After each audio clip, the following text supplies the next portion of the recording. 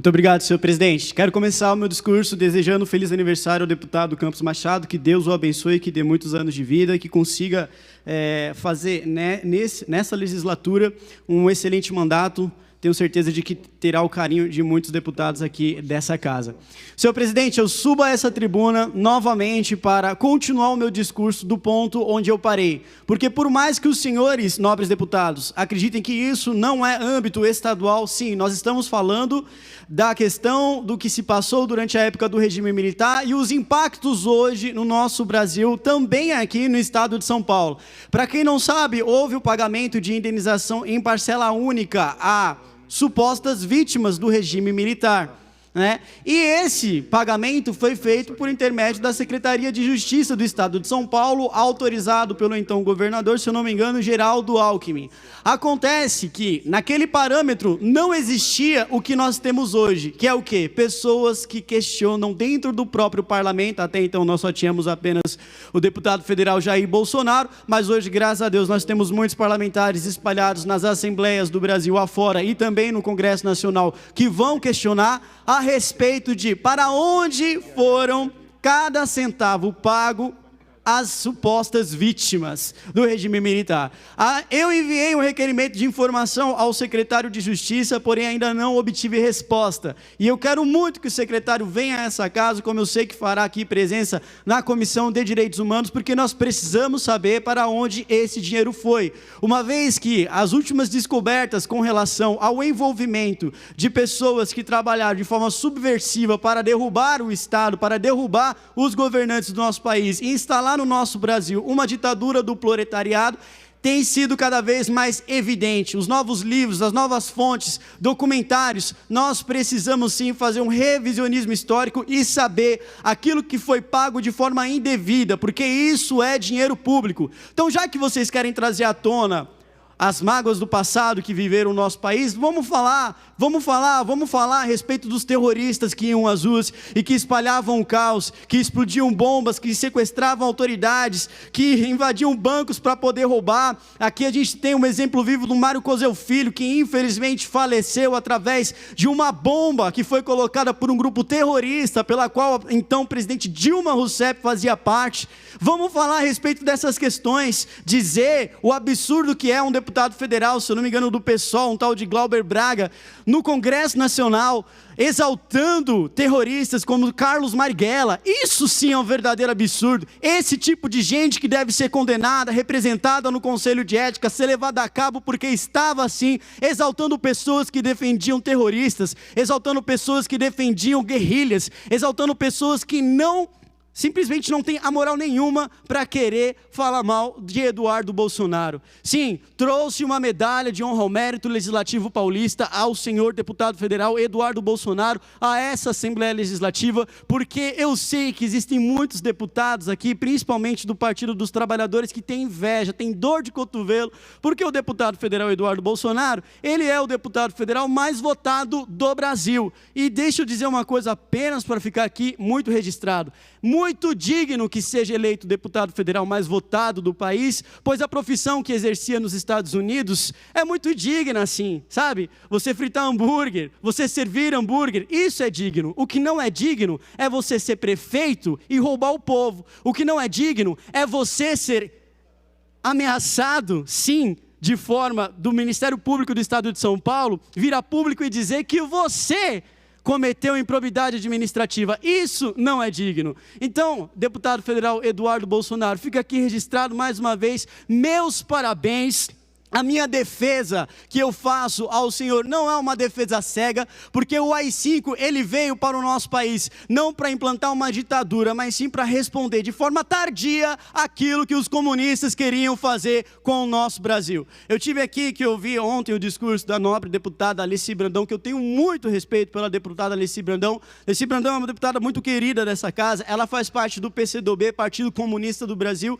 Entretanto, ela falou, eu até achei um tanto engraçado. Ela disse que comunista hoje se tornou algo pejorativo, mas infelizmente deputada Alice Brandão. O comunismo, ele é algo muito mais do que pejorativo, ele é algo ruim, péssimo, horrível. Não deveria existir de forma alguma qualquer tipo de apologia ao comunismo no nosso país. A mera existência do Partido Comunista do Brasil é uma ameaça à democracia, uma vez que esse regime matou milhões de pessoas mundo afora, tanto quanto é perigoso o nazismo, tanto quanto é perigoso o fascismo, e é contra esse tipo de regime que os militares lutaram no passado. Então, quando o Eduardo Bolsonaro, ele se coloca contra esse tipo de regime, não é porque ele quer trazer uma ditadura para o nosso país, porque eu já disse aqui antes e repito, a família Bolsonaro defende abertamente a democracia. Quem quer controlar os veículos de imprensa é a galera do PT, por intermédio do que foi dito durante a campanha pelo senhor Fernando Haddad, que inclusive queria criar uma espécie de lei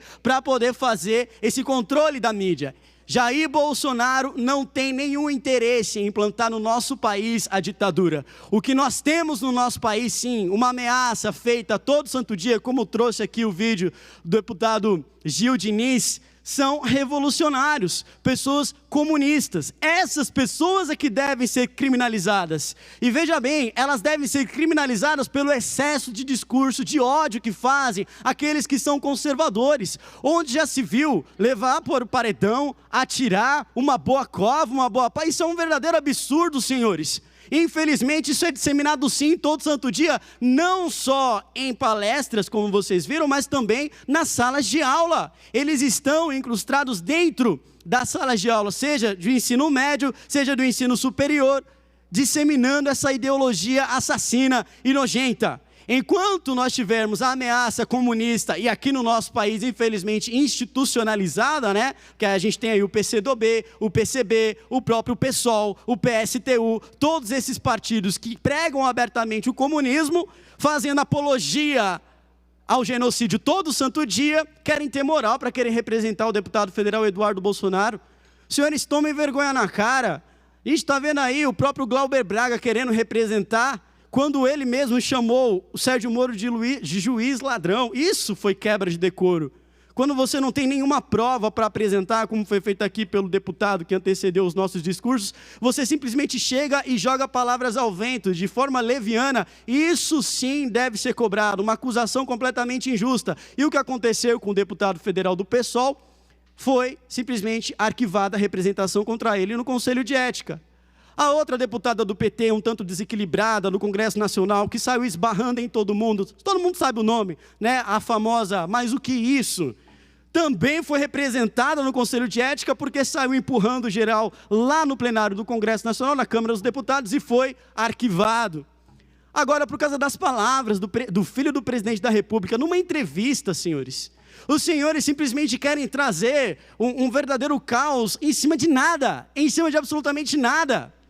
Tudo que o Eduardo fala, o que o presidente Bolsonaro fala, às vezes de forma simplesmente irrelevante, que não, de fato, quando eles estão dando entrevista para a rede A, rede B, rede C, eles estão falando com um tanto de questões pessoais. Isso não tem nada a ver com relação à presidência da República, o comportamento dele institucional. E essas coisas pessoais eles querem trazer como se o presidente pensasse aquilo para o nosso país. Os senhores deveriam pegar os discursos que o Lula fazia durante a época em que era presidente, né? Quando chamaram aí as mulheres de grelo duro, quando chamava, infelizmente, né, a questão lá de Pelotas, né, a cidade exportadora, né, de uma palavra aqui que eu não posso dizer se não é quebra de decoro. Por que não trazem essas questões também? Não são palavras pessoais do então presidente da República, Luiz Inácio Lula da Silva, e vocês não trazem isso como se fosse uma política de governo. Qualquer coisa que a família Bolsonaro diz, ai meu Deus do céu, vamos potencializar as alturas, porque isso é um verdadeiro absurdo.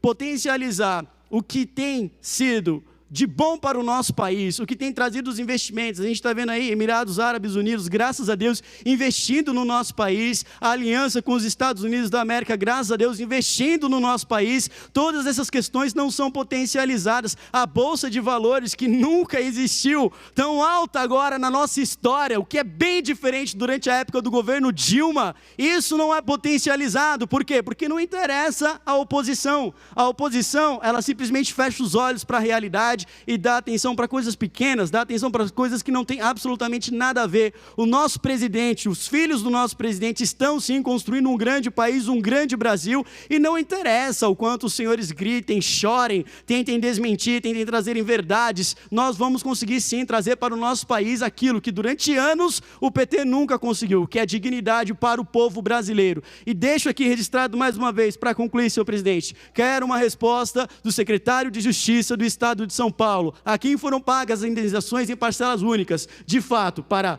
vítimas do regime militar ou para terroristas que faziam do ruim ao pior ao nosso país. Muito obrigado, senhor presidente.